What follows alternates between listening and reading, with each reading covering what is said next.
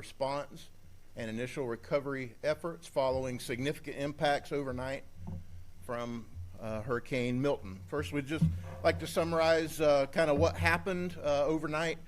We had really a 1-2 punch in Polk County. Across the county, we know there's damage. We're out assessing damage. So first winds, we had 103 mile per hour wind gust reported in Mulberry.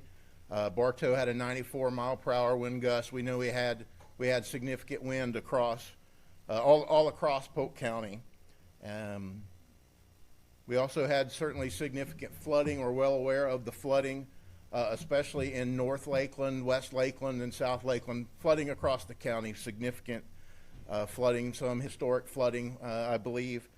We saw 12 to 16 inches of rainfall in a very short amount of time.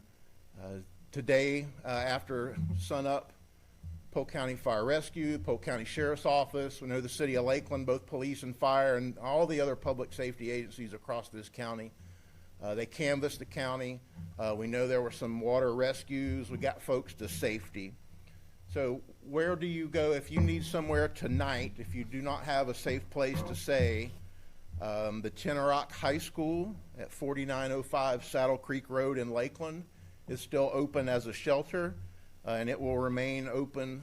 We had a high of 20 shelters open for this storm with 6,500 folks across the county in those shelters. We're happy to report that almost all of those folks have been able to go home tonight, but we do still have that shelter open for people that do not have a safe place to stay. We had significant power outages. About 50% of the county this morning at least was without power. We know all of our electrical utility providers have been working extensively throughout the day.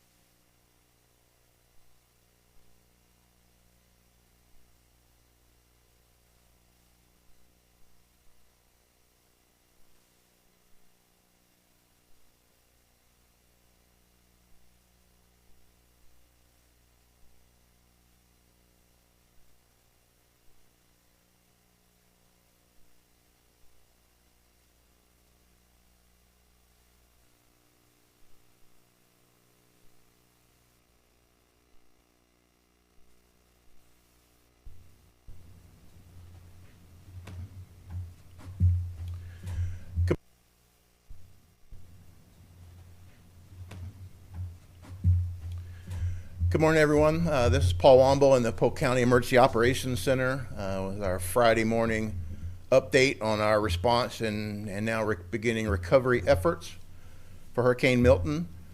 First and foremost, we want to talk about the conditions in Polk County. There are still areas we know without power, without electricity, and also some communication challenges with cellular and data and internet connectivity. That's normal. We're barely about 30 or so hours after the hurricane.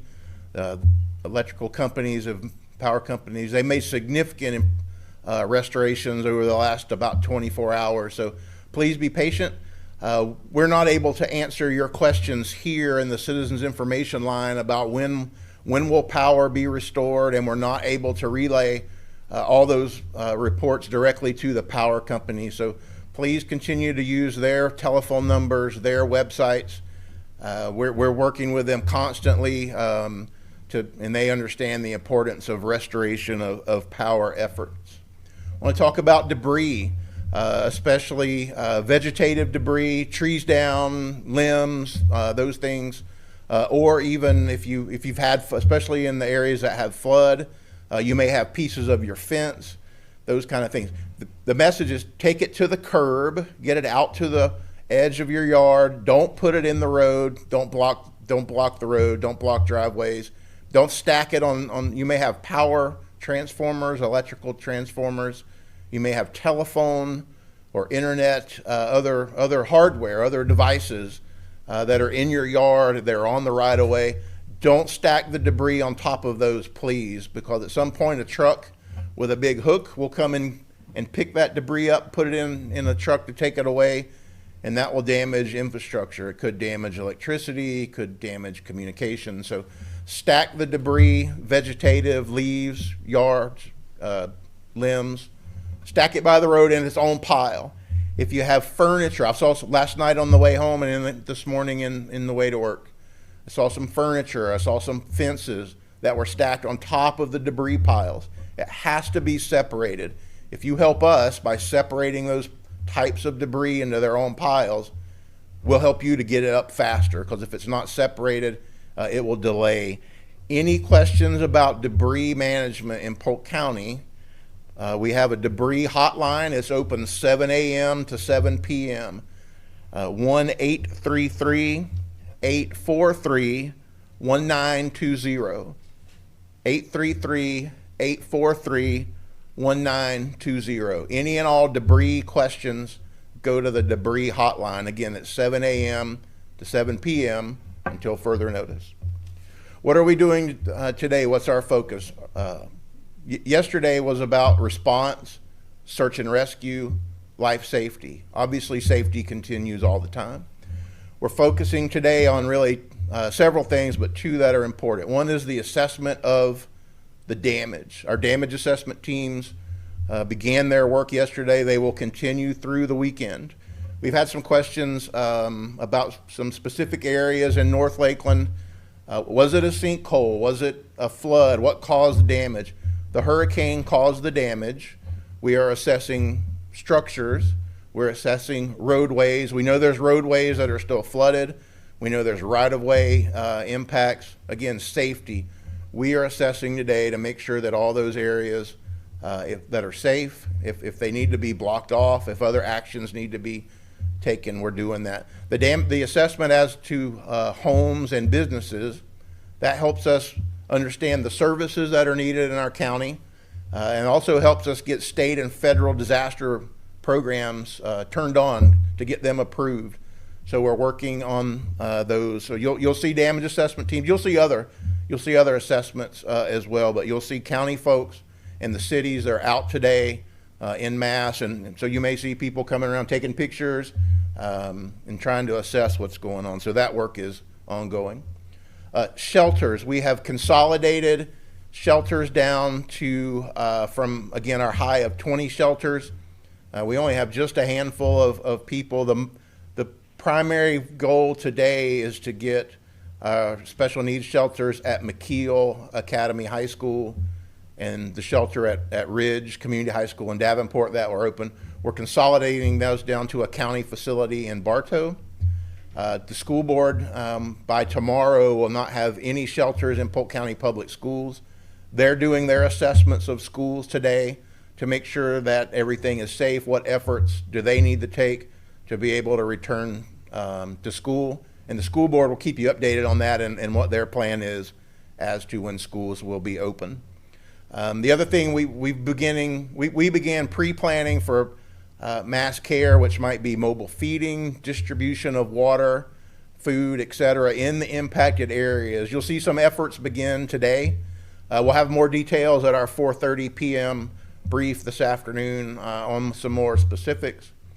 But just know we've got local partners engaged with us. United Way of Central Florida, One More Child, Freedom Tour, Polk County Parks and Recreation is the lead agency for us, along with emergency management staff, and the Polk County Sheriff's Office and other partners will begin those efforts today. Also with power restoration, restaurants are back open or coming open, stores are coming back open. So between our efforts in the areas that were most impacted, where there are no resources, in the parts of the county where services are restoring, we'll have more information later today and through the weekend at our briefs, and most importantly on our website at www.polk-county.net. That's the updates from here. Any questions in the room? Paul, I know that the county would prefer people do not drive at this moment, but some folks might not have any choice. What do they need to know if they're on the roads? Yeah, if you're, some parts of Polk County look fairly normal. My drive home last night, it was dark. There was water across the roadway. There were trees that had fallen and the initially cut simply to get the roadway open. But if you didn't know that tree was there, it was dark, no power in the area. It wouldn't take much to be off the road, potentially into the water, into the tree. So it's getting better, but there's still areas where it's very unsafe. So just be careful. The other thing I really want to talk about are traffic signals. Again, on the way home last night and on the way in this morning, there are intersections, some large intersections, that the traffic lights are not restored yet, whether there's no electricity. We know in some parts of Polk County, there's actual damage to the traffic signals. You may see them hanging down or they may be gone. Those intersections are four-way stops. It will be bad to have an injury or a traffic crash because somebody ran through an intersection without stopping. Those are four-way stops. Please don't drive through those intersections. If you're not sure, just stop, make sure it's safe. So safety is the key. Again, there's still areas that are inaccessible because of flood. There are some areas that are isolated. We've seen we've seen contamination in floodwaters from gas from vehicles. You just don't know what's in the floodwaters, so please stay out of the floodwaters. And the last thing is just patience. Power companies and line crews, telecommunication companies, folks that are inspecting damage and beginning repairs, they are working 24 hours a day to take care of Polk County. So just be patient. Please take care of yourselves and please stay safe. Thank you.